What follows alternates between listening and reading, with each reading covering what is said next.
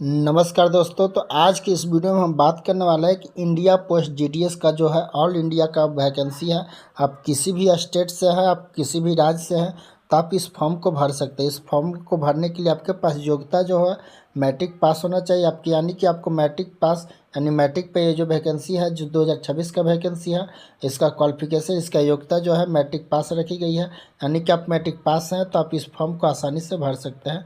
Form कैसे भरना आगे हम वीडियो में बताने वाले, तो बस वीडियो में अंत तक जरूर बने रहें।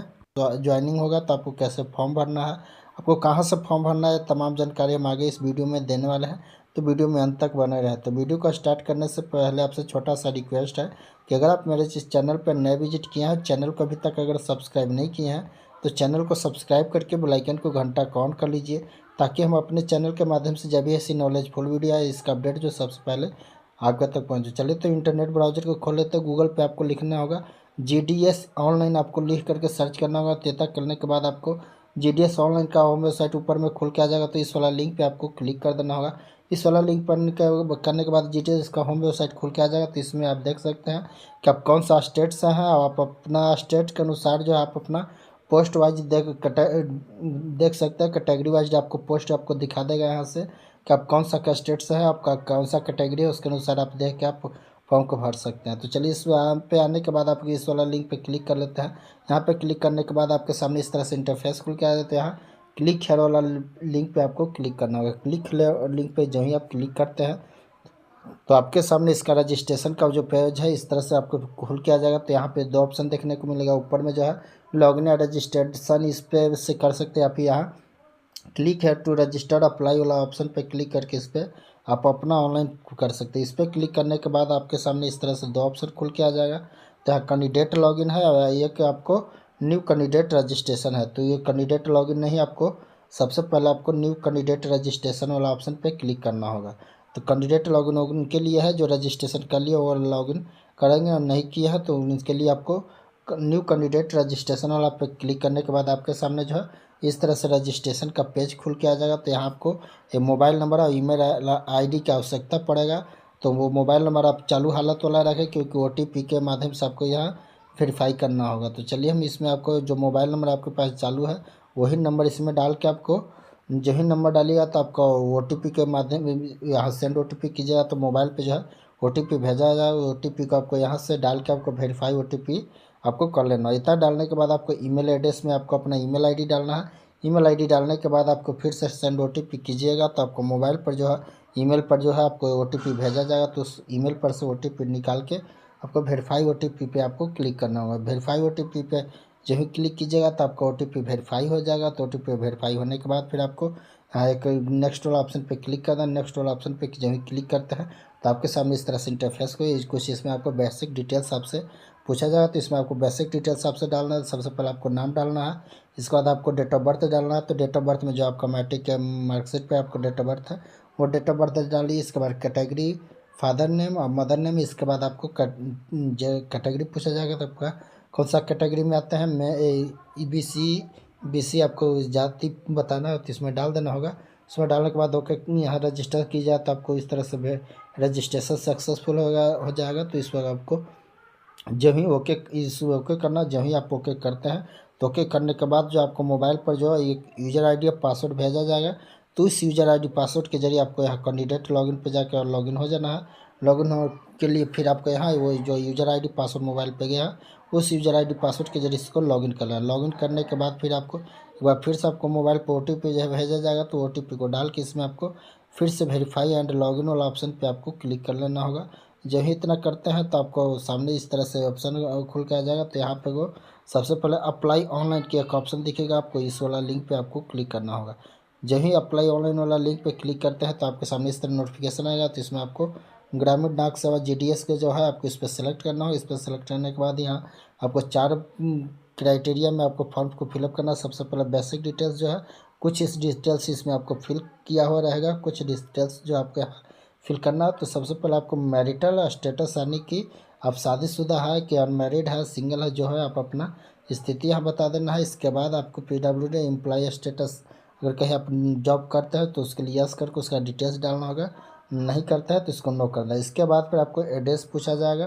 तो आप अपना एड्रेस इसमें भर दीजिए। जो आपका आधार कार्ड का अनुसार आपका जो एड्रेस है वो आपको एड्रेस इसमें भर देना है। एड्रेस भरने के बाद फिर कुछ सेम है तो सेम वाला ऑप्शन पे क्लिक कर देना। इसके बाद आपका एड्रेस सेम हो जाएगा।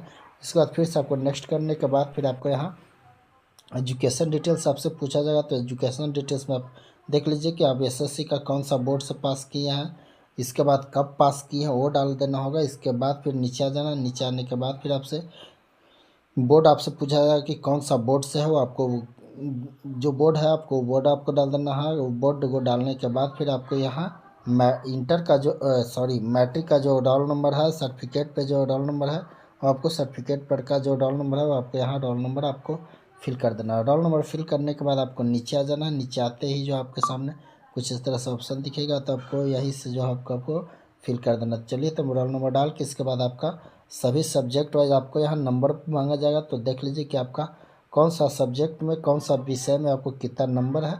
बारी बारी से सभी सब्जेक्ट को आपको जो उतना आपको मैट्रिक के मार्कशीट पे जो भी सब्जेक्ट है वो सब्जेक्ट में कितना नंबर आया है वो नंबर आपको यहाँ से डाल देना। नंबर को डालने के बाद फिर आपको आगे वाला ऑप्शन पे क्लिक करना। क्लिक करने के बाद भी जो आपके सामने इस तरह से इंटरफेस खुल के आ जाएगा। तो चलिए तो हम बारी बारी से जो है इसमें अब सभी सब्जेक्ट का नंबर और सब्जेक्ट इसमें डाल लेते हैं। डालने के बाद CGPA में आपको इसको छोड़ देना, इसमें कुछ नहीं करना है।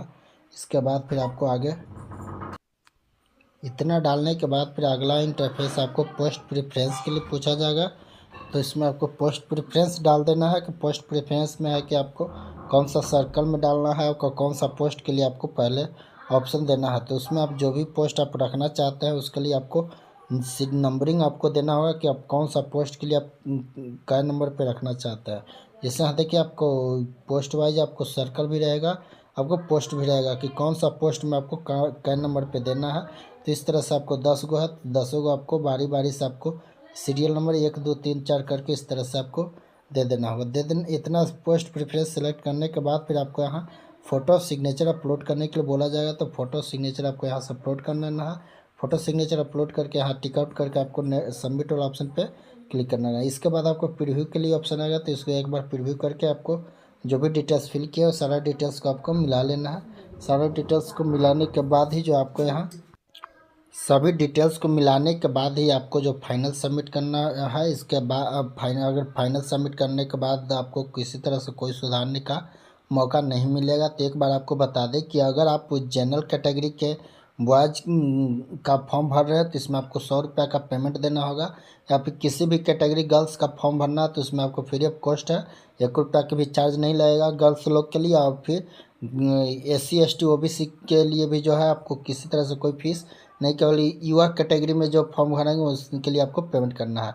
तो पेमेंट करने के लिए आपको UPI के माध्यम या credit card debit card net banking जिनके माध्यम से आपको पेमेंट करना है वो आपको अपना पेमेंट कर सकते हैं। ये सिर्फ युवा कैंडिडेट के लिए पेमेंट आपको 100 रुपये का लगेगा। गर्ल्स और SC ST कैंडिडेट के लिए आपको कोई एप्लीकेशन फ़ी आपको नहीं देना है। तो इसके लिए आपको पेमेंट के लिए आपकी इस ऑप्शन पे आप आ जाना। पे आने के आपको पेमेंट के माध्यम से आपको सेलेक्ट करके अपना पेमेंट कर लेना कि आप किस माध्यम से पेमेंट करते हैं। पेमेंट सक्सेसफुल हो जाएगा। तो देखिए इस तरह से पेमेंट सक्सेसफुल है। पेमेंट सक्सेसफुल होने के बाद जो आपके सामने इस तरह से इंटरफेस खुल के आ जाएगा। तो यहाँ से आपको फिर से आपको डैशबोर्ड पे चल जाना है। डैशबोर्ड पे जाने के बाद आपको एक माई एप्लीकेशन का ऑप्शन देखने को मिलेगा। यहाँ से रिसीविंग को जो आपको यहाँ डाउनलोड और PDF जो है इस वाला पे क्लिक करके अपना इसका रिसीविंग जो आपको डाउनलोड कर सकते हैं। डाउनलोड करके अपने पास सुरक्षित रख लीजिए। इसके बाद आने वाला अगर ज्वाइनिंग के समय इसका आपको ज़रूरत हो पड़ सकता है। तो आई होप वीडियो पसंद आया हो तो वीडियो को लाइक कर दीजिए। अभी तक अगर चैनल को सब्सक्राइब नहीं किया है तो चैनल को भी सब्सक्राइब कर लीजिए ताकि आने वाली हर वीडियो